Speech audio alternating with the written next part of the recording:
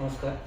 सो पहिली गोष्ट तर तुम्ही आज माझ्याकडे इथे आलात आणि मला तुम्ही भेटलायत माझ्याशी आणि माझ्याशी बोलता हा माझ्यासाठी अत्यंत सौभाग्याचा क्षण आहे.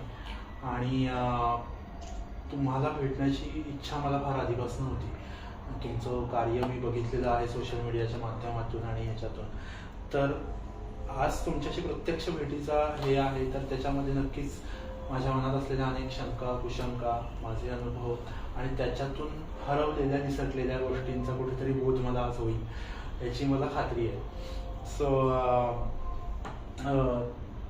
मी सुरुवात करतो. म्हणजे मला पहिलं तर सर तुम्ही तुमची थोडक्यात मला परिचय द्या जेणेकरून म्हणजे आपल्याला कळेल की तुमचं जे काही कार्य आहे ते जास्तीत जास्त लोकांपर्यंत आपल्याला पोहोचवता येईल. If you are comfortable you can speak in Hindi, English, Marathi, is possible. देखो, बचपन से ही मेरा एक आध्यात्मिक जीवन जा चुका है और ज्ञान झूठा हो सकता है. अभी जो बातें मैं आपसे करूँगा तो उसको ज्ञान कहेंगे. तो ज्ञान झूठा हो सकता है परंतु अनुभव जो है वो झूठे नहीं हो सकते. तो मेरे जीवन में जो मैंने अनुभव लिए हैं, आपने जो अनुभव लिए हैं, उसको हम धुतकार नहीं सकते. बिल्कुल वो सत्य है. उसमें कोई चेंजेस नहीं होगा. तो ठीक उस प्रकार जितनी आपने जिज्ञासा रखी कि मेरे से मिलना है, तो ये शरीर निमित्त मात्र है जिसको आप देख रहे हैं. जो सोशल मीडिया पे जिसके माध्यम से आवाज सुनते हो एक शरीर है. लोगों की उसके प्रति एक प्रेम भाव निर्माण हो जाता है. परंतु वास्तविकता वो विश्व चेतना जो है, भगवान है, उसका अस्तित्व है, वो कहाँ दिखेगा? तो वो आपके अंदर भी है, जो इनके अंदर भी है. हर एक चराचर में वो विराजमान है. तो वो ही हमारे द्वारा ऐसा कार्य करवाता है, ऐसे कर्म करवाता है, ऐसे शब्द बुलवाता है. और जितना हमारा समर्पण उसके लिए होता है, भगवान के प्रति, ईश्वर के प्रति, जो जो नाम हमने उसके लिए दिए हुए हैं. किसी ने ईश्वर नाम दिया, किसी ने भगवान दिया, किसी ने अल्लाह दिया, किसी ने जो जो XYZ नाम दे दिया. उनके प्रति का जो हमारा समर्पण भाव होता है, वो समर्पण भाव होने के बाद वो चेतना जो है, वो चेतना इस शरीर के द्वारा वो कार्य कराती है, वो बढ़ाती है. आज थोड़ा कार्य क्या नहीं किया, आपके अंदर एक जिज्ञासा जग गई कि मुझे इनसे मिलना है. और वास्तविकता में आज मना भी कर देता था. सत्य यही है. रात्रि का जागरण, दिन भर मैं घूम रहा हूँ, भयंकर सिर दर्द हो रहा था, बस मैं सोने ही वाला था, परंतु भोजन के लिए मुझे इन्होंने रोक दिया, तो जिसके चलते मैं सोया. फिर भोजन चल ही रहा था, प्रसाद, उतने में आपकी कॉल आ गई. और मुझे अच्छा नहीं लगा कि आपने मुझे व्हाट्सएप, इंस्टाग्राम के ऊपर बहुत बार मैसेज किए, मुझे मिलना है, आपसे बातचीत करना है, फोन पे, वीडियो कॉल पे, काफी बार आपने बोला. अब वो मुझे रहा नहीं गया कि नहीं मुझे मिलना चाहिए, कि आपका अति हो गया. माफी चाहता हूँ उसके लिए. तो नहीं, माफी नहीं, मैं मेरा अनुभव बता रहा हूँ जीवन का. मेरे अंदर वो योग्यता नहीं है. अभी मैं यहाँ बैठकर भी जो आपके साथ जो चर्चा कर रहा हूँ, ये शायद ही मुझे दोबारा कोई पूछे, मेरे से कोई वार्तालाप करे, उस समय मैं यही बोल पाऊंगा या बता पाऊंगा, या फिर ये याद करके भी मैं बताना चाहूँ तो भी असंभव. हम जहाँ पर बैठते हैं, शुरू हो जाते हैं, बातें शुरू होती है, तो वो भगवान जो है उसके प्रति का जो समर्पण भाव होता है, उस समर्पण भाव के कारण ये आपका भाव है. जैसे हम कहते हैं कि जैसे दृष्टि वैसे सृष्टि होती है. तो आपका देखने का चश्मा अच्छा है, आपकी दृष्टि अच्छी है, जिसके चलते मैं यहाँ पर बैठा हूँ. और जो आप चाहते हो वो एनर्जी, वो चेतना मेरे से वो करवा रही है. क्यों? ताकि एक समर्पण भाव, जब समर्पण भाव है तो ही वो हो सकता है, अन्यथा नहीं हो सकता. बिल्कुल. अभी बहुत लोगों की आशाएं मेरे से जुड़ी हुई है, जबकि मेरे पास कुछ है ही नहीं. जैसे आपने अभी मुझे इंस्टा से जुड़ गए, मैसेज के थ्रू हम लोग आज मिल रहे हैं. ऐसे यूट्यूब चैनल से दिल्ली के BK शर्मा जी हैं, जो आकाशवाणी केंद्र के एडिटर है, अभी भी है। उन्होंने गए 2 साल पहले ऐसे ही नर्मदा परिक्रमा के कुछ वीडियोस देखे। वीडियोस देखने के बाद उनकी जिज्ञासा जग गई कि मुझे नर्मदा परिक्रमा करनी है। तो फिर उन्होंने मुझे कॉल किया और फिर परिक्रमा के लिए उन्होंने 2 महीने 3 महीने छुट्टियां भी निकाली। छुट्टियां निकाल के उन्होंने वो पैदल परिक्रमा मार्ग से वो यात्रा भी की उन्होंने। और फिर पता नहीं क्या हो गया कि आज उन्होंने पूरा अपना जॉब को रिजाइन दे दिया है। और उनकी इच्छा है कि अभी आने वाला जो दीपावली का पर्व है उसके बाद, कार्तिक पूर्णिमा के बाद हम फिर से माँ नर्मदा जी की परिक्रमा के लिए चल पड़े। और जो उनकी कार है उस कार को भी उन्होंने इस तरह का बनाया हुआ है जो ऊपर टेंट, भोजन प्रसादी की व्यवस्था उसी के अंदर, बाथरूम की व्यवस्था उसी के अंदर, सब टोटली फैसिलिटीज उन्होंने उसके अंदर बना दी है। जो मुझे इसके बारे में ज्ञात नहीं है, बस वो मुझे इतना बता रहे कि मैंने इतना कर दिया। करने के बाद अभी प्रकृति करवा रही है और उनकी इच्छा है कि मैं साथ में आऊं और मैं सब कुछ वो करूं। वो बोल रहे कि सब कुछ करने के बाद मैं आने के बाद अपने आप को सौंप रहा हूं, आपको जो करना है वो करो। अब मेरी क्षमता तो उतनी नहीं कि मैं खुद को संभाल पाऊं। नहीं, बट आपने अभी कहा कि भगवान जो है वो सब जगह है, आपके अंदर है। हाँ। इसको लेकर ही मेरा एक टिपिकल स्टीरियोटिपिकल क्वेश्चन है, अगर ये सब है तो मुझे नर्मदा परिक्रमा की आवश्यकता क्या है? मुझे काशी जाने की आवश्यकता क्या है? अगर वो है, वो यहाँ पे भी है, तो मैं क्यों जाऊँ वहाँ पे? बहुत सुंदर। आपका प्रश्न बहुत सुंदर है कि भगवान सभी जगह पे है तो मुझे वहां जाने की आवश्यकता क्या है। एक छोटा सा उदाहरण यहाँ पर वो सूट नहीं होता तो भी बताऊंगा। हनुमान जी बचपन से ही वो हवा में उड़ते थे और बड़ा शरारती स्वरूप था उनका। कोई साधु महापुरुष ध्यान भजन कर रहे, उनको जाके पकड़ के हवा में ले जाना, खेलना, ये सब कुछ करते थे।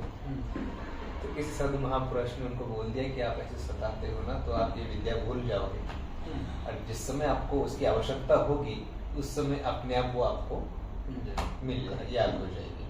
हनुमान जी के लिए तो जाम्बवन जी ने उनको याद दिलाया कि अभी हम रामेश्वरम के किनारे पे बैठे हैं और समुद्र पार करके श्रीलंका जो आएगी उसमें सीता माता है। अब जाना है तो आपके अंदर वो योग्यता है, आप जा सकते हो। तो उनको वहीं पर जाके ही क्यों पता चला, वहीं क्यों मिला? भगवान श्री राम जी ने पूरा भारत परिभ्रमण करने के बाद, तीर्थ यात्रा करने के बाद वहां पहुंच के जो उन्होंने पूजा की और पूजा के बाद ही उन्होंने रावण और श्री राम दोनों में युद्ध हुआ। रामेश्वरम क्यों हो गया? तो उस स्थान की महिमा है। वहां पे सूर्य जो है वहां मजबूत होता है, जिनका सूर्य कमजोर है वो वहां जाके पूजा करें। ऐसे पूरे भारत में अलग अलग स्थानों पे, तीर्थ क्षेत्रों में अलग अलग ग्रहों की प्रभाव पड़ता है।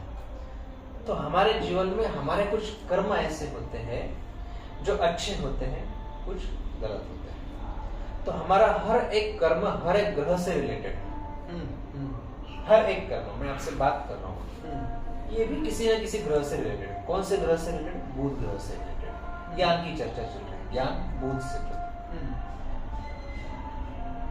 तो ग्रहाधीन जगत सर्वम, ग्रहों के अधीन ये पूरा जगत है और उस जगत के अंदर का हम एक हिस्सा है और हम और वो अलग अलग नहीं है। आत्मा और भगवान सब चराचर में विराजमान है, हमारे अंदर भी है, आपके अंदर भी है, सबके अंदर भी है। तो हमें इन स्थानों में जाकर करना क्या है?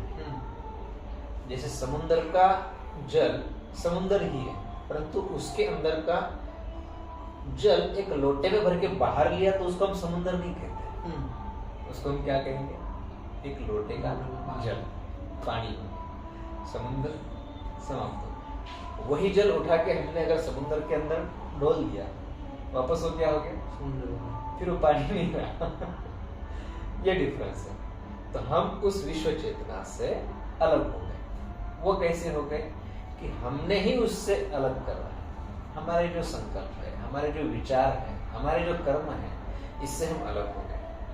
और जो हमें मनुष्य देह जो मिला हुआ है वो इसलिए मिला हुआ है कि हम इसका ज्ञात होके हमें फिर मुक्ति के रास्ते पे हमें उसके अंदर विलीन होना है।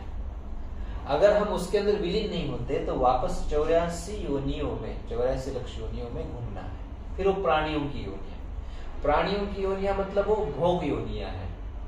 उसके अंदर आपको कोई ज्ञान नहीं होगा जो अभी हम लोग वार्तालाप कर रहे हैं। तो मतलब मेरा क्वेश्चन ये है कि अभी मैं खुद भी बहुत सारे स्थानों पे भारत में मैं ऑलरेडी विजिट कर चुका हूँ। हाँ। जब मैंने अभी वो स्थान महात्म्य है, माना कि मैं वहां पे गया वही देखने की क्या है वो महात्म्य, हाँ। ये समझने के लिए मैं वहां पे गया। अभी जब मैं एक आज के दुनिया का मॉडर्न एक ये हूँ, हाँ। और मैं अपनी सोच से वहां पे जब देखता हूँ तो मुझे बहुत सारी चीजें दिखाई देती है। तो जिसमें है श्रद्धा है, श्रद्धा है, अंधश्रद्धा भी है, अंधश्रद्धा भी बहुत है, मान्यता के भगवान, सात्विकता है, वहां पे अस्वच्छता भी है। बिल्कुल सही।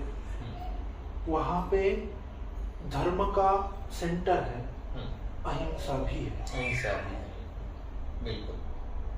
तो हमारे सारे धर्म क्षेत्र और हमारे ये जो सारे स्थान हैं वो इन सब से बने हुए हैं। मतलब अभी तो उनका वो स्थिति है, पहले शायद अलग होता होगा, पता नहीं। हर एक युग में अलग अलग प्रभाव रहेगा। हाँ। अभी कलयुग चल रहा है तो उसका भी प्रभाव तो इसमें आएगा। मेरा क्वेश्चन ये है कि अगर मैं आज सपोज मैं बनारस जाता हूँ, काशी जाता हूँ, हाँ।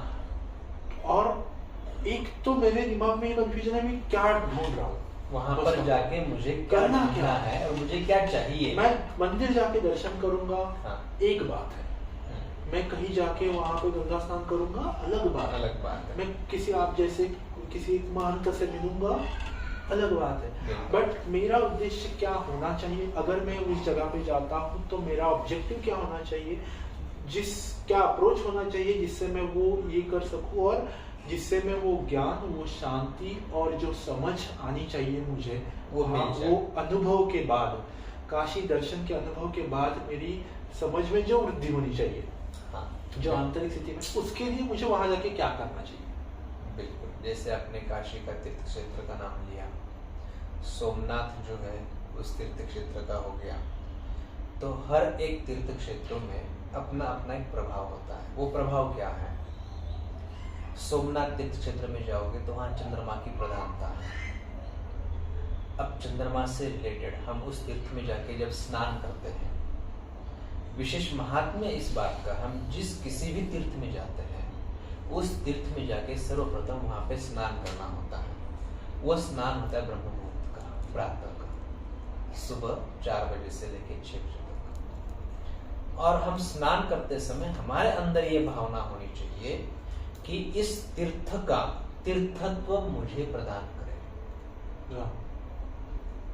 इस तीर्थ में हम काशी में चले गए तो काशी का जो क्षेत्र है ये सिद्धों की भूमि है, बड़े बड़े तपस्वियों की भूमि है। और वहां पर जाके हमें उस तीर्थ का तीर्थत्व हमारे अंदर आना चाहिए। जैसे चराचर में भगवान है तो वहां पर जो भगवान है वो हमारे अंदर जग जाए, हमारे अंदर का भगवान जग जाए। काशी हमारे धरती के ऊपर जो क्षेत्र है वो बनारस कहा गया, परंतु वो हमारे शरीर के अंदर है। काशी हमारे शरीर के अंदर है। वो कहाँ पे? हमारा जो आज्ञा चक्र है, जहां हम तिलक करते हैं, यहाँ पे काशी है।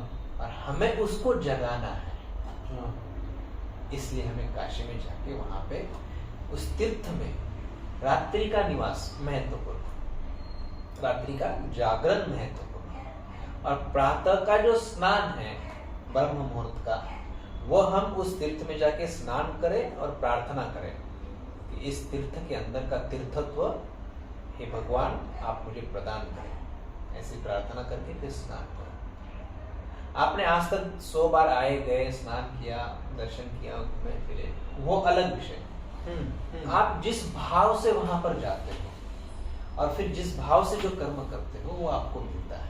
भगवद गीता में भी कहा गया है भावो ही भगवान है। तो आप जिस भाव से वहां जाओगे कि बाबा मुझे इस तीर्थ का तीर्थत्व प्रदान करो, तो तीर्थत्व आपके अंदर जग गया, आपको वहां काशी में जाने की जरूरत नहीं। ये हो गई श्रद्धा।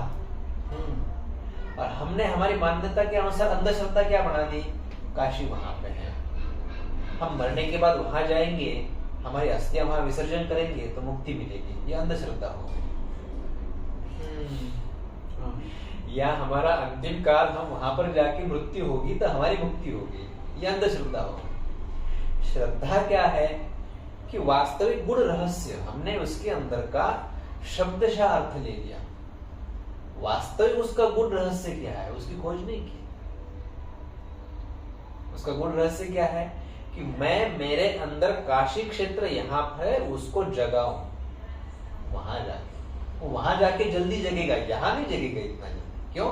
उस स्थान का प्रभाव है, जल है, जल का बर्फ अगर बनाना है तो बाहर नहीं बनेगा, उसको उस टेम्परेचर के पास ले जाना पड़ेगा, माइनस में, फ्रीज में, तब जाके बर्फ बनेगा। जब उसको हम उबालना चाहेंगे, पानी बनाना चाहेंगे तो उसको वहां से निकाल के फिर ऐसे स्थान पे ले जाना पड़ेगा जहां हीट हो, टेम्परेचर ज्यादा हो, उस जगह ले जाओ उसका पानी बनेगा। तो हम बिल्कुल उसके जैसे ही है। हमें क्या चाहिए, वो हमें मिलना है। हमें बर्फ जैसा मोटा बनना है या पानी जैसा पतला बनना है, और जो बनना है उसके क्षेत्र में जाओ और बन जाओ। पर अगर मैं अभी मेरे अंदर वही चेतना का मुझे ये करना है तो मैं ये करूँगा कि जैसे आप बता रहे हो मैं वहाँ पे जाके स्मरण करके ये करूँगा। अभी मैं वहाँ पे जब देखता हूँ तो बहुत से लोग बहुत सारे कर्म विधि करते होते हैं। हाँ। कोई यज्ञ कर रहा है, कोई श्राद्ध कर रहा है, कोई और कुछ कर रहा है। अभी ये सारे जो है वो मतलब मुझे इतना नॉलेज नहीं है, बट वेदों से या कहीं से वो आया है जिससे वो एक विधि बताया गया है कि ये करने के लिए अपने पूर्वजों की गति के लिए श्राद्ध कर्म आवश्यक है। तो ये सारे, हाँ, तो ये सारे जो कर्म है, मतलब कोई भी कर्म हो, बच्चा पैदा होने से लेके मरने तक जो भी हम बोलते 16 karmas and all those things. तो अगर मुझे धर्म क्षेत्र के वहां जाके मुझे वो मेरे अंदर चेतना जागृत होती है तो इन कर्मों का मुझे जरूरत क्या है, वो कर्म क्यों करने चाहिए मुझे। मैं यहाँ बैठ के मैं सत्यनारायण की पूजा क्यों करूँ, गणेश जी आ रहे हैं मैं उनकी पूजा क्यों करूँ। बिल्कुल सत्य, बहुत अच्छा प्रश्न है ये। आजकल पूरे विश्व में, जगत में सब इसी प्रकार के कर्म चल रहे हैं।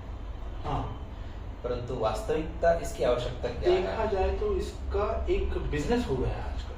हाँ, बिल्कुल। सॉरी टू से दैट, कलयुग है ना, तो प्रभाव तो रहेगा। कलयुग का प्रभाव रहेगा। देखो आज गणेश जी है, जैसे गणेश उत्सव जो मनाया गया, क्यों मनाया गया किसी को नहीं पता, शुरुआत क्या है, जिसके चलते अपने भारत देश के ऊपर कुछ ऐसा समय था और लोगों को एकत्रित कर नहीं सकते थे। अब लोगों को एकत्रित करना है तो कुछ ना कुछ माध्यम चाहिए, तो माध्यम गणेश जी को बनाए, जिसके चलते 10 लोग एकत्रित आके उत्सव मना सके। और फिर उसके द्वारा हमें जो जागृति लानी है, जन सामान्य लोगों तक हमको जो प्रचार प्रसार करना है तो उसके जरिए कर सकते हैं। तो एकत्रित आके वो करना चाहिए, वो करना था, इसलिए शुरुआत हो गई। पर अब उसका उल्टा हो गया, अब हम वो नहीं कर रहे। अब हम गणेश जी को बिठा रहे हैं, वहां पे डीजे में, साउंड सिस्टम में अश्लीलता फैला रहे हैं, और जो ज्ञान समाज तक धर्म का जाना चाहिए वो नहीं जा रहा है। ये बन गई अंधश्रद्धा। और जहां श्रद्धा का भाग आता है तो हमें गणेश जी ज्यादातर महाराष्ट्र में उत्सव मनाया जाता है। तो महाराष्ट्र में गणेश जी को क्यों शुरुआत किया गया? अभी जैसे हम लोग पुणे के दगुड़ से हलवाई गणेश जी, मुंबई में जाएंगे तो वहां पर भी एक लालबाग का राजा ऐसे बनाया गया, तो एक थीम बनाई गई और जो लोगों के पास समय नहीं है, त्योहार आ गया साल में एक बार, फिर अब क्या करें, उनकी नॉलेज लेने की इच्छा नहीं है, उनको क्या करना, टाइम पास करना है, बिजी शेड्यूल, ट्रेस कहाँ निकालना, फिर चलो अब गणेश जी आ गए तो चलो घूमने चलते हैं, देख के आते हैं, फिर उसको मजाक बना के रखा। परंतु ये संस्कार हमारे माता पिता ने बचपन से ही बच्चों के अंदर देना चाहिए, इसको धर्म कहते हैं। आजकल धर्म का अनुकरण कोई नहीं करता है। धर्म का अनुकरण बचपन से बच्चों के अंदर संस्कार कब आएंगे, जब माता पिता के अंदर होंगे।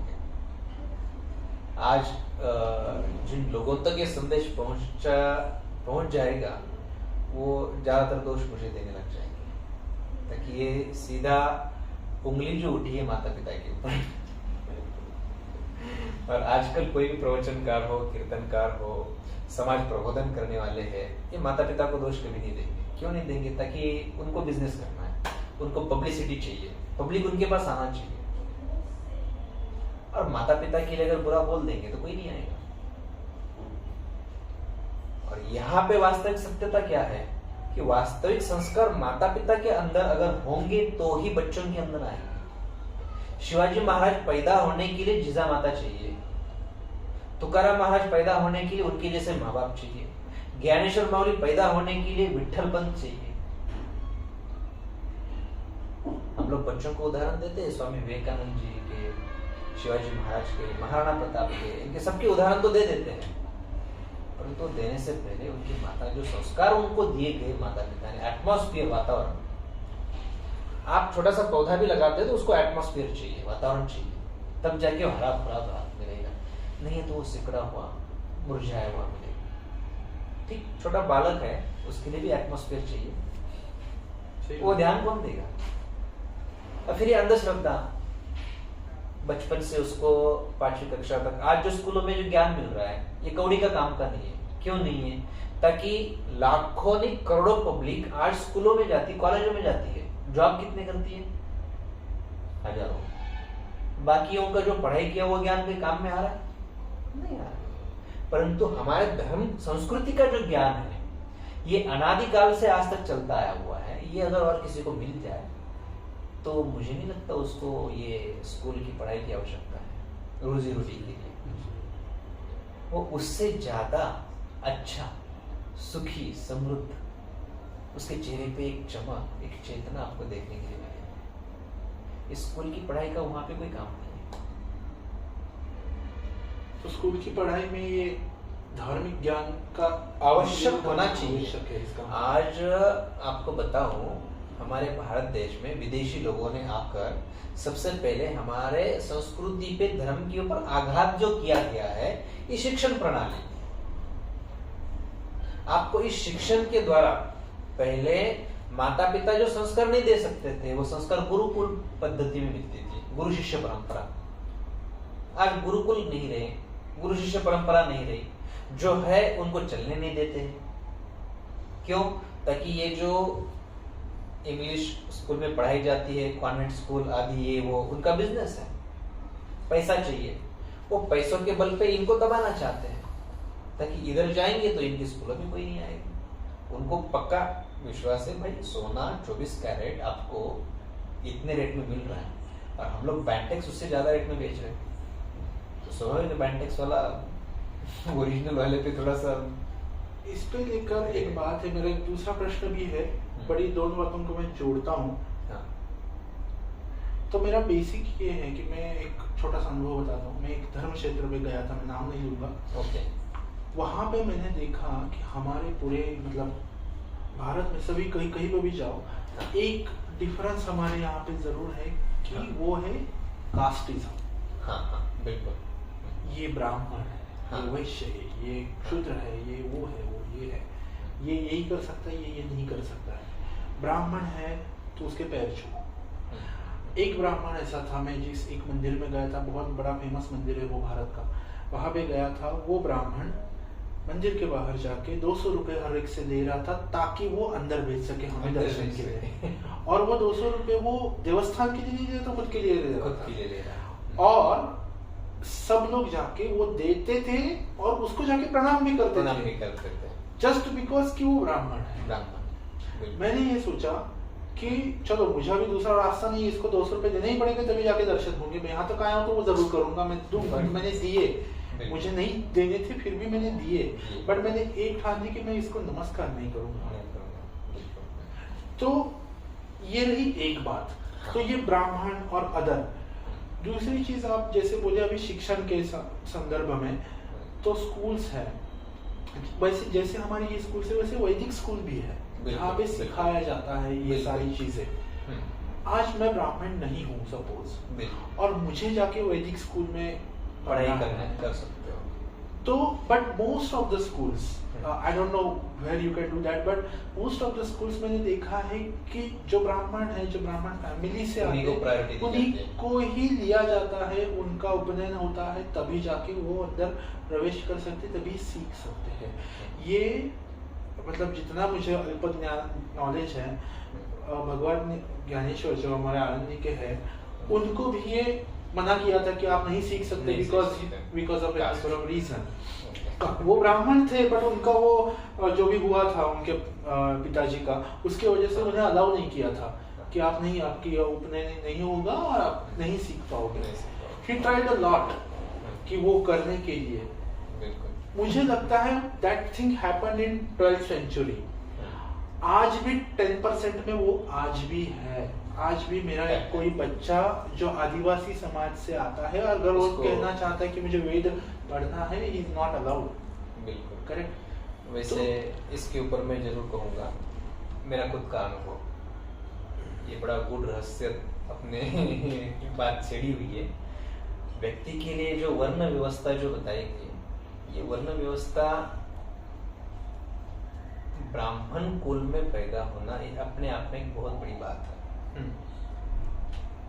ये परंपरागत चलती आई हुई, परंपरा भी नहीं कह सकते, मतलब अनादिकाल से परंपरा उसको कहते हैं कि जो हमें पता नहीं है और जो चलते जा रहे हैं उसको परंपरा कहते हैं। वो अज्ञान है, परंपरा मतलब वहाँ अज्ञान आ गया। और अनादिकाल से जो वास्तविक सत्य जो चलता आया है, ब्राह्मण मतलब जो है ब्रह्म का ज्ञान जिसको है उसको ब्राह्मण। और जो खून से, जिस कुल से वो पैदा हो गया, तो उसका डीएनए भी उसके अंदर आता है। साइंस के द्वारा हम लोग चेक करते हैं, तो डीएनए उसके अंदर होता है। तो संस्कार कितना भी आप उसको काटने का प्रयास करो, कटेगा नहीं, वो रहेगा ही रहेगा। ठीक है। इसके लिए फर्स्ट प्रायोरिटी उन्होंने ब्राह्मण कुल में पैदा होने के लिए बच्चों की मेधा शक्ति तथा उसके जीवन में वो कर्म, गायत्री, साधना आदि आदि, वो अधिकारी है। वो बाकी लोग अधिकारी क्यों नहीं है? ताकि उनकी जड़ बुद्धि, यहाँ पे बुद्धि का काम होता है। उनके डीएनए में और ब्राह्मण कुल में पैदा होने वाले व्यक्ति के डीएनए में डिफरेंस मिलेगा। बुद्धि की क्षमता, जिसको हम लोग आईक्यू लेवल कहते हैं, बुद्धि को नापने का एक आईक्यू लेवल। तो ठीक इसी प्रकार जो क्षत्रिय है, जो वैश्य है, उसके वो संस्कार उस खून के ऊपर हुए हैं, वो डीएनए के ऊपर हुए हैं, वो आगे वही कंटिन्यू होते हैं। ये वर्ण व्यवस्था उसके लिए बनाई गई। परंतु इसके अपवाद भी होते हैं। कुछ ऐसी आत्माएं जो होती है, ऐसे घरों में पैदा होकर भी कर्म से ब्राह्मण बनते हैं। ठीक है। अभी मेरा खुद का अनुभव बताऊंगा। अब बचपन से आध्यात्मिक क्षेत्र में जा चुका हूँ। अब कई बार मुझे काशी कामकोटि के जो शंकराचार्य हैं, उनके आश्रम में कई बार गया, और साउथ में खासकर विशेष इन सब बातों पे ध्यान दिया जाता है, वर्ण व्यवस्था के ऊपर। और जहां तक देखा जाए, भोजन सबका एक ही बनेगा, एक ही, कोई अलग नहीं है, कोई उसके अंदर भेदभाव नहीं है। परंतु बैठते समय आपको ब्राह्मण देवताओं को अलग बिठाया जाएगा, बाकी लोगों को अलग बिठाया जाएगा वर्ण व्यवस्था के अनुसार। तो मैं जब भी वहां पर जाता था, मैं बोलता था मैं ब्राह्मण नहीं, मैं इसमें नहीं बैठ सकता। परंतु वो नहीं, मुझे जबरदस्ती बोलते थे, नहीं आप ब्राह्मण हो, आपको यहाँ बैठना। तो ये बात मेरे साथ कई बार हो चुका है। अब मुझे थोड़ा बहुत वो शर्म आती थी, तो भी फिर वो बिठाते थे, तो फिर मैं बैठता था। अब मुझे इसका ज्ञात नहीं था, पर धीरे धीरे अभ्यास होते गया मुझे कि मुझे वो ब्राह्मण क्यों बोल रहे हैं, ताकि मैं कर्म उस तरीके कर रहा हूँ। कर्म से ब्राह्मण होना, ये भी अपने आप में एक प्रधानता रखता है। फिर आगे चल के मुझे एक नाड़ी ज्योतिष, आपने नाम सुना हो, अगस्ती नाड़ी ज्योतिष, उसके अंदर मैंने हाथ के अंगूठे के निशान दे दिए थे, वो सब देख रहे थे। उसके अंदर उन्होंने भी मुझे कई बार प्रश्न पूछा, आप ब्राह्मीण हो, आप ब्राह्मीण हो, आप ब्राह्मीण हो? नहीं नहीं नहीं, वो मान ही नहीं रहे। फिर चलो वो जिनको जो जो फिर आगे जो बताना वो बता देंगे, मैं सुन लिया सब, ओके कोई नो प्रॉब्लम। फिर आगे की और बात बताऊंगा कि मैं ऐसे ही साउथ में एक महाराज जी के पास गया, काफी अच्छे हैं, त्रिकाल ज्ञानी है, आयुर्वेद का भी काफी बड़ा ज्ञान है, और वो देखते ही समझ जाते हैं, उनको बताने की आवश्यकता नहीं है कुछ भी। तो वहां जाने के बाद मैंने उनको ऐसे ही पूछा, मेरा गोत्र क्या है, जबकि मुझे हमारे जिस कुल में मेरा जन्म हुआ है उस कुल के अनुसार मुझे कुल, गोत्र, वंश, ये सब कुछ जानकारी थी, पर तो भी मैंने वो एक क्लियर करने के लिए पूछा गया। तो उन्होंने बताया अभी तक आपका नहीं बताया जा रहा है, और वहाँ पे मेरा यज्ञोपवीत उपनयन संस्कार वहाँ पे किया उन्होंने। करने के बाद उन्होंने मुझे घोषित कर दिया कि आपका जो है वो अंगिरस गोत्र है, आप ब्राह्मण। अब ये किसी व्यक्ति ने अगर मुझे ब्राह्मण बोल दिया तो बोल सकते मेरे पहराव से या मेरे बर्ताव से या किसी से बोल दिया उन्होंने, पर ये मेरे पास सभी 4 जगह से, अब इनका रिलेशन इनसे नहीं है, पहले का दूसरे से नहीं, तीसरे से चौथे से नहीं, चौथे से पांचवे से नहीं, परंतु सब जगह से ये हो गया। तो आज अब मैं खुद को ये नहीं मानता हूँ कि मैं और कोई हूँ, मैं खुद को ब्राह्मण मानता हूँ। क्यों मानता हूँ? ताकि कर्म से और उपनयन संस्कार होने से आज मैं कायदे से ब्राह्मण बन चुका हूँ।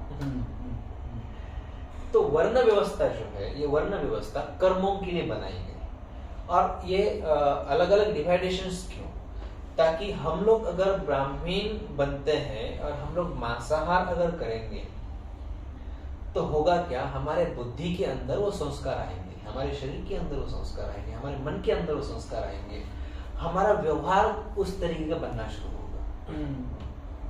और वही अगर हम वो सात्विक मार्ग में चलेंगे तो संस्कार हमारे अंदर वो नहीं आएंगे, गलत संस्कार। अब क्षत्रिय है तो क्षत्रिय के लिए शरीर पुष्टि के लिए वो कुछ ना कुछ चाहिए उसको। तो शास्त्र में ऐसा कोई वर्णन नहीं है कि आपको मांसाहार नहीं करना चाहिए, मांसाहार गलत है। आपने आज तक कितने भी ग्रंथ खोजे, आपको कहीं नहीं मिलेगा इसका वर्णन। क्यों नहीं मिलेगा? ताकि उसका मेन रीजन यही है कि वर्ण व्यवस्था के अनुसार जिसका आहार खान पान जिसका अपना अपना अलग है, उसके अपने अपने नियम है, वो कर्मों के अनुसार आपको वर्ण व्यवस्था बनाई गई है। अब मुझे बताओ, आज तक मैं जहां से चलता आया, मुझे मेरे पूर्वजों के जरिए मुझे पता चल गया कि मैं एक ब्राह्मण नहीं हूँ, या मराठा हूँ, या फिर मैं माड़ी हूँ, या फिर मैं कोड़ी हूँ, या फिर मैं अमुक को ढलाना फंगलाना, ये वो सब कुछ। अब मान लो आज मेरे लिए बताया गया, अब मेरी और 4 पीढ़ियां चली जाएगी तो वो थोड़ी ना पीछे देखने के लिए आ सकते हैं कि अभी ये पहले क्या थे। नहीं मिलेगा कुछ भी उनको। 4-5 पीढ़ियां बीत जाने के बाद क्या मिलने वाला है? कुछ भी नहीं। तो कहां से प्रूव करेंगे ये कि ये ब्राह्मण थे या नहीं थे? सही बात। आपके कर्मों के अनुसार आपके 7 पीढ़ियां, कहते ना, आपकी 7 पीढ़ियां तर जाएगी। तो आपके अंदर के जो संस्कार आगे की पीढ़ी, आगे की पीढ़ी, आगे की पीढ़ी करते करते वो डीएनए आगे चलता जाएगा, तो वो उस तरीके से बनता जाएगा, वो सात्विक। इसलिए सबसे प्रधानता महत्वपूर्ण बात रखी जाती है माता पिता के अंदर के संस्कार। पहले माता पिता के संस्कार, फिर बच्चों के अंदर आएंगे, फिर वो आगे ट्रांसलेशन आगे आगे चलते जाएंगे। परंतु ये आजकल लोगों को एक्सेप्ट ही नहीं, लोगों के पास समय ही नहीं है। आज बुजुर्ग होने के बाद बच्चों को दोष देते हैं कि बच्चे हमें समय नहीं देते, परंतु माता पिता ने पैसों कमाने के पीछे या बच्चों की जरूरतें पूरा करने के लिए इतना समय पैसे कमाने में ही लगा दिया कि बच्चों को कभी पास में बिठाया नहीं, कभी उसको कभी लाड प्यार किया नहीं। वो बच्चे बड़े होने के बाद आपको क्या देंगे? नहीं देंगे। जो आपने दिया है वही आपको मिलेगा रिटर्न में। प्रकृति का नियम है, ये मैं नहीं कह रहा हूं। अभी तक जितना भी मैंने कहा हुआ है, ये वास्तविक अगर किसी ने सोचा, एनालिसिस किया, देखा, तो आपको ये फिटोफिट वही मिलेगा। ये प्रकृति का नियम है, आप जो दोगे वही आपको रिटर्न मिलेगा। तो फिर हम अगर बच्चों को भले जरूरतें कम उनको मिली तो भी कोई हरकत नहीं है, परंतु हम अगर उनको प्रेम देंगे, स्नेह देंगे, उसको हमारी परिस्थिति की अच्छी तरह पहचान करा देंगे कि हम इतना खर्चा नहीं कर सकते या कर सकते हैं या ऐसा है वैसा है, बच्चे मान जाते हैं। परंतु बच्चों के अंदर आजकल क्या है, संस्कार ही इसी प्रकार के होते हैं कि उसको डराया जाता है। भोजन कर, अरे नहीं, फिर बुलाओ क्या उसको, मतलब उसको जितना आप खाना खिला रहे हैं, भोजन दे रहे हैं, उससे ज्यादा तो आप उसको डरा रहे हो। मतलब आपको एक कटोरी अगर उसको कुछ खिलाना है तो उसको आप ढेर सारा वो डर पैदा कर रहे हो उसके लिए। वो एक संस्कार ही है वो भी। तो बचपन से लेके आपने उसको 10, 12, 15 साल तक जो संस्कार दिए हैं, अब प्रेम की तो कमी है ही, तो प्रेम कहाँ खोजेंगे, बाहर खोजेंगे। लड़का लड़की आपस में चक्कर है, वो सब उसी के तो परिणाम नहीं है। जब घर में प्रेम मिलेगा तो बाहर क्यों ढूंढेंगे प्रेम? सही बात है, सही बात। फिर भावना कहीं ना कहीं बाहर निकलेगी तो वो प्रेम में, फिर वो वासना में बदलेगी। वासना में बदलेगी तो उसका वो हो गया अलग तरीके से, वो विकृति निर्माण हो गई। आप अगर सही समय होते हुए अगर नहीं जागते तो बाद में उसकी विकृति निर्माण होती है, और सही समय है तब तक अगर जाग गए तो उसकी विकृति नहीं होगी, वो समझ जाएगा। महत्वपूर्ण बात यही है। और सबसे महत्वपूर्ण ना ही मैंने आपको आज अभी तक जितना भी कहा हुआ है, ये मेरा खुद का प्रचार प्रसार या फिर कोई लालसा या कोई मेरा नाम हो या फिर मुझे कोई धन मिले। एक होता है लोकेशना, एक होती वित्तेषणा। कोई भी हो, गृहस्थी हो, सन्यासी हो, चाहे ब्रह्मचारी हो, चाहे कोई भी हो, इन सब के पास, गृहस्थी, सन्यासी, ब्रह्मचारी, इन तीनों के पास, इन तीनों में से एक ना एक जरूर होता है लोकेशना, मतलब मुझे नाम चाहिए। वित्तेषणा मतलब मुझे पैसा चाहिए। पुत्रेषणा मतलब मुझे पुत्र चाहिए। इन तीनों में से कुछ ना कुछ एक जरूर होता है हर एक व्यक्ति, कोई भी रहने को। यहां तक श्री राम जी भी उसमें से नहीं चुके। अब वो कैसे कहोगे, तो फिर अगर उन्होंने आश्रमिक यज्ञ करने का मतलब क्या रहा? लोकेशना चाहिए तभी तो उन्होंने आश्रमिक यज्ञ किया। अगर लोकेशना नहीं चाहिए तो ऐसे भी सब लोग उनको राज्य तो दे ही रहे थे। लोग युद्ध करके भी लेना चाहे तो युद्ध करने की जरूरत ही नहीं थी, लोग ऐसे दे रहे थे उनको। अभी आपने एक बात कही कि बच्चे जो होते हैं उनके पास संस्कार आते हैं उनके माता पिता से। आज के दिन में ऐसी सिचुएशन है कि माता पिता को ही उतनी जागरूकता नहीं है। क्यों नहीं है? उसका रीजन यही है कि गए 100, 150, 200 साल पीछे हम चले जाएंगे तो हमारे भारत देश के ऊपर विदेशियों ने आक्रमण करके हमारी संस्कृति के ऊपर आघात कहाँ से होगा?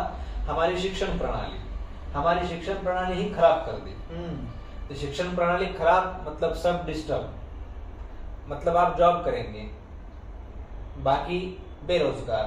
आज बेरोजगार क्यों बढ़े हैं? शिक्षण प्रणाली खराब, कला ही नहीं लोगों के अंदर, काम करने की जिज्ञासा ही नहीं। अभी कारपेंटर, अच्छे से टेबल बनाओ, अच्छे से कुछ काम करो, अच्छा काम करेंगे तो 2 पैसा मिलेगा, वो करने की तैयारी नहीं है। मेहनत करने की कला नहीं ना। आज कोई ड्राइंग हो गई,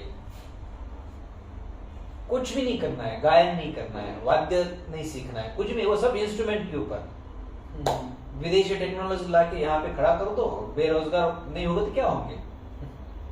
तो ये विदेशियों ने तो आघात किया हमारे संस्कृति के ऊपर। वास्तविक आपने इलेक्ट्रॉनिक्स म्यूजिक बजाओ और अपना खुद का बनाया हुआ म्यूजिक बजाओ, उसके अंदर संतुष्टि कहाँ मिलती? देखो, जहाँ राग बजेंगे पत्थर का भी पानी हो जाता है।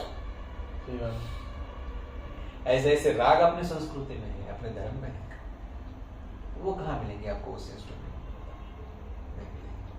तो ये आघात जो हुआ है, ये विदेशियों ने हमारे भारत में आके हमारे भारत के ऊपर हमारा धर्म और संस्कृति को तहस नहस भ्रष्ट करने के लिए सबसे पहले हमारी गुरु शिष्य परंपरा, गुरुकुल परंपरा, वेद अध्ययन, शास्त्र अध्ययन, ये सब उन्होंने भ्रष्ट कर दिया। और ये भ्रष्ट होने के बाद अपने आप फैमिली डिस्टर्ब हो गई। फैमिली डिस्टर्ब मतलब जॉइंट फैमिली। पहले जमाने में जॉइंट फैमिली थी, दादा दादी घर में रहते थे, माता पिता कमाने जाते थे, दादा दादी नाना नानी पोतों को संस्कार देते थे, जो माँ बाप नहीं दे सकते थे वो दादा दादी नाना नानी देते थे। आज नाना नानी कहाँ वृद्धाश्रम में, माता पिता कहाँ कमाने के लिए, पोते अपने अपने जी रहे, खा पी रहे कि सो रहे किसी को पता नहीं है। वीडियो कॉल पे आज देखते बच्चे ने दूध पिया कि नहीं।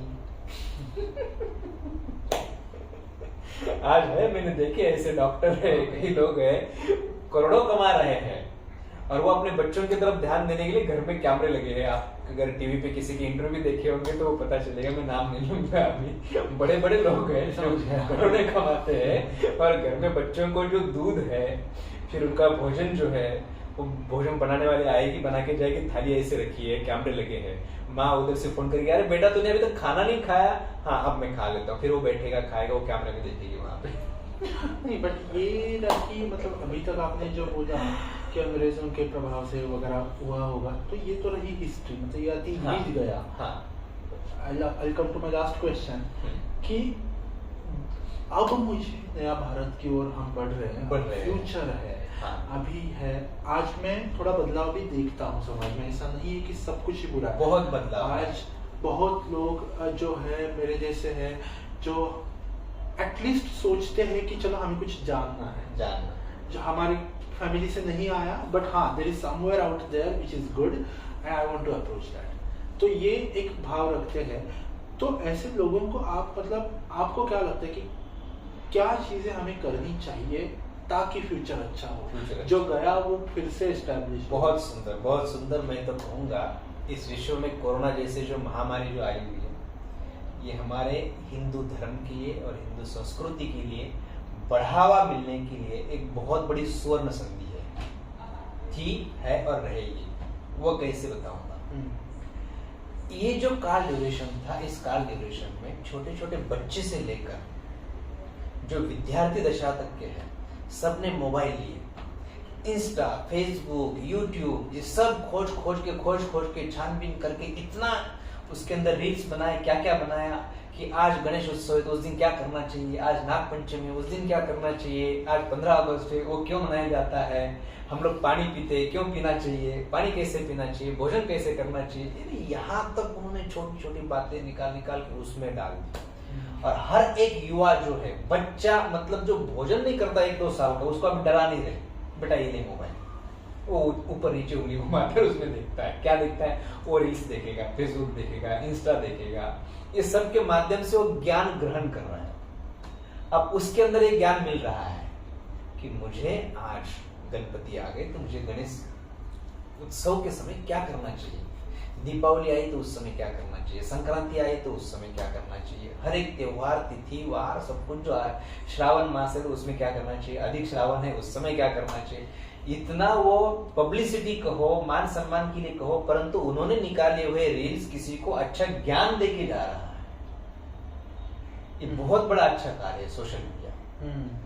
और इस सोशल मीडिया के कारण आज लॉकडाउन से लेके आज तक का जो समय है, 2019 तो खत्म हो गया, परंतु 2020 से लेके आज 2023 तक 2.5-3 साल में इतना बदलाव आ चुका है, इतना बदलाव आ चुका है, जितना प्रचार प्रसार हमारा 100-200 साल में नहीं हो सकता, वो केवल 2 साल में हुआ है। और यही एक माध्यम है हमारे पास कि हम सोशल मीडिया के द्वारा समाज तक हमारे संस्कृति का ज्ञान फैला है, बढ़ा है। यहाँ तक मुझे संस्कृत सीखना है तो मैं ऑनलाइन सीख रहा हूँ, मुझे जो कुछ भी करना है वो सब ऑनलाइन। ये केवल किया है कोरोना के महामारी। ये हमारे लिए वरदान है, ये अच्छा है। हम किस नजर से देखते हैं। अब कोई देखेगा इस बात को, अगर कोई सुनेंगे, कोई देखेंगे तो मेरे माँ मर गए, मेरे बाप मर गए, आप बोल रहे वरदान है, तो उन दृष्टि से देख रहे, जैसे दृष्टि वैसे सृष्टि, जो मैंने कहा। परंतु हम इस दृष्टि से अगर देखेंगे कि उसका बेनिफिट क्या हुआ है, नुकसान तो हुआ है, चलो मेरे भी कुछ आप टेस्ट उस कोरोना के महामारी में, बीमारी में चले गए, परंतु ना मेरे हाथ की बात थी, ना आपके हाथ की बात थी, ना बोलने वालों के हाथ की बात थी। परंतु मैंने मेरी दृष्टि अच्छी रखी कि उस काल खंड में हमने जप, ध्यान, अनुष्ठान, साधना, पूजा, ये साल में हर एक व्यक्ति को इतना ही करना है, ज्यादा कुछ नहीं करना है। आज क्या तिथि है, आज के तिथि से लेके आने वाले 1 साल तक 365 दिन, हर दिन का हर तिथि का अभ्यास करना है। वो अभ्यास उसने 1 साल चलते चलते करना है। चलते चलते कितना समय लगेगा, आज की तिथि क्या है, उसका महात्म्य क्या है, उस दिन मुझे क्या करना है, इतना अगर मैंने समझ लिया, 1 साल तक मैंने हर दिन का 15 मिनट समय इसके लिए दे दिया, तो 1 साल में परफेक्ट। आने वाली जो जनरेशन है उसके लिए यही ज्ञान कंटिन्यू मिलेगा, वो देख देख के सीखेगा। करेक्ट। मैंने घर में दिवाली के समय क्या किया है, बच्चे देख रहे हैं, वो आगे वही करेंगे। दिवाली के समय में शराब पी रहा हूँ, मांस खा रहा हूँ, तो बच्चे वही करेंगे।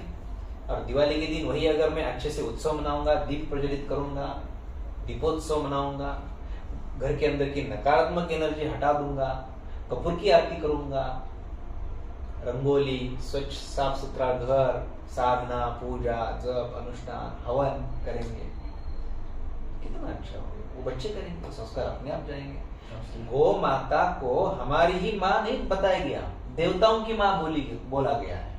गौ माता को देवताओं की माँ क्यों, इसका उत्तर अगर किसी को पूछा जाए तो नहीं पता चलेगा, परंतु देवताओं की माँ कैसे है ये बताऊंगा।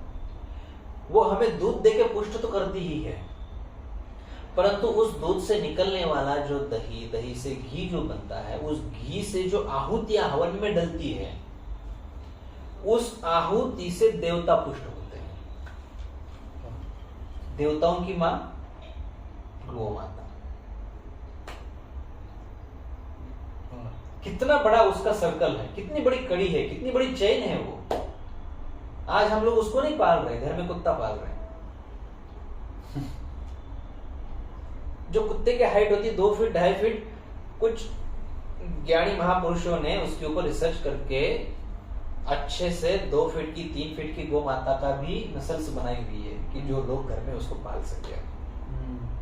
उसका भी ट्रेनिंग उनको दिया गया है। अब घर में अगर गौ माता पालेंगे तो कितना सात्विक वातावरण बनेगा। देखो, जितना खर्चा कुत्ते के लोग करते हैं उससे कम खर्चे में तो गौ माता का खर्चा, ऊपर से दूध मिलेगा, वो पैसा बचेगा घर में।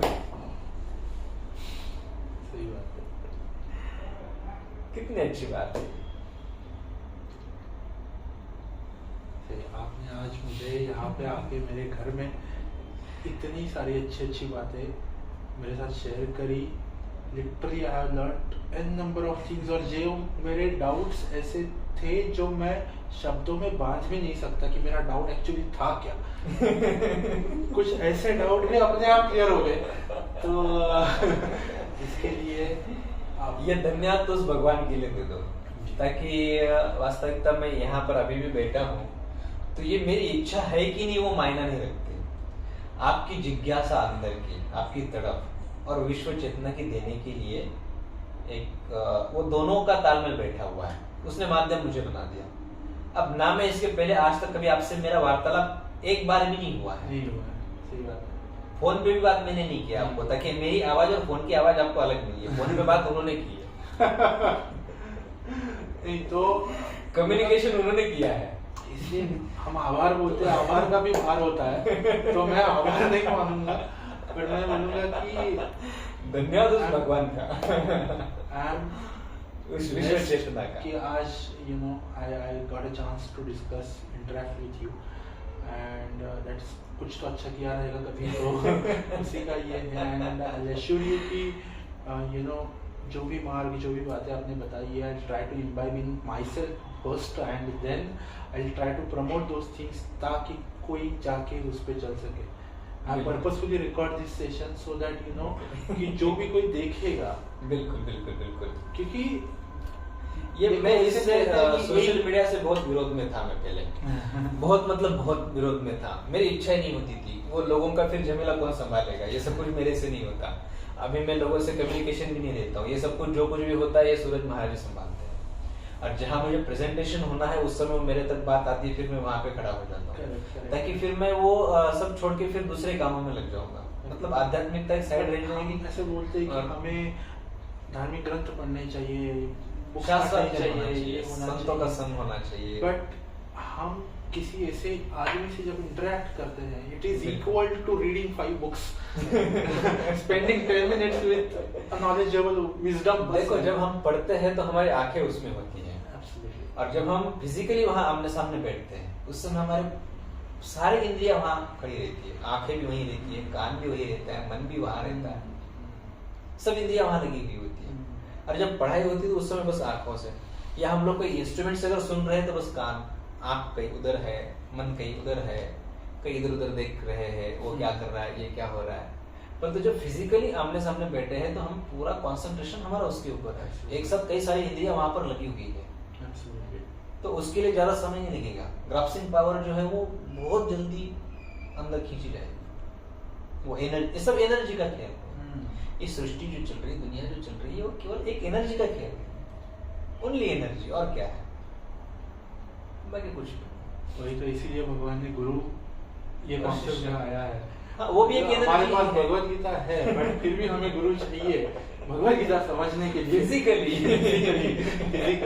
That's true on this. और जिस समय फिर आपको फिजिकली ज्ञान मिल गया, फिर ज्ञान प्लस अनुभव। अब अनुभव कब होगा, जब आप एकांत में बैठोगे, चिंतन करोगे, मनन करोगे, फिर वो आपका खुद का काम है, फिर गुरु का काम वहां खत्म हो गया। नहीं तो आप बोलोगे गुरु गुरु गुरु गुरु, फिर वही वही बैठे रहो, फिर कुछ नहीं होने वाला। गुरु को भी एक दिन छोड़ना है। ये बात है। On this note, thank you, उत्तम, धन्यवाद। धन्यवाद। अभी भी वही कहूंगा, उस भगवान को दीजिए।